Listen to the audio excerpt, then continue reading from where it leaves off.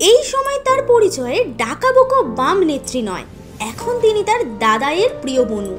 কথা হচ্ছে বামেদের তরুণ ব্রিগেডের অন্যতম প্রধান মুখ দীপশিতা ধরকে নিয়ে।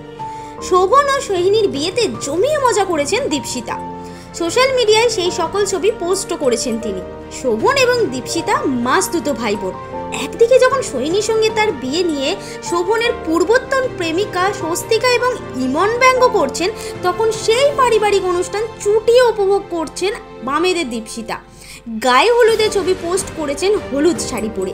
আধুনিক পোশাকে সজ্জিত হয়ে রীতিমতো আকর্ষণীয় লাগছে বামেদের কৃষ্ণকলিকে। দীপশিতা বলছেন, এত বড় একজন সেলিব্রিটি তাদের বাড়িতে বউ হয়ে এসেছেন, কিন্তু সেরকম অনুভূতি হচ্ছে না, কারণ পারিবারিক মূল্যবোধ তাদের এবং সোহিনীদের প্রায় একই রকম। একেবারেই বাঙালির রীতিনীতি মেনে বিয়ে এবং বৌভাত সম্পন্ন হয়েছে শোভন এবং সোহিনীর। গায়ে হলুদের সময় অভিনেত্রী উষসী চক্রবর্তীর সঙ্গে দেখা হওয়ায় তার সাথেও ছবি পোস্ট করতে ভোলেননি দীপশিতা। প্রসঙ্গত, টেলিভিশনের কুখ্যাত জুন আন্টি অভিনেত্রী উষসী চক্রবর্তী আসলে প্রয়াত বাম নেতা শ্যামল চক্রবর্তীর কন্যা। তিনি নিজেও তার রাজনৈতিক পরিচয় লুকিয়ে রাখেন না, তাই দীপশিতার সঙ্গে তার সম্পর্ক অত্যন্ত আন্তরিক। এমনই সেলিব্রিটির অন্দরমহলের হাঁড়ির খবর তাড়াতাড়ি আপনাদের কাছে পৌঁছে দিতে বদ্ধপরিকর টাইমলাইন ক্রিয়েশন।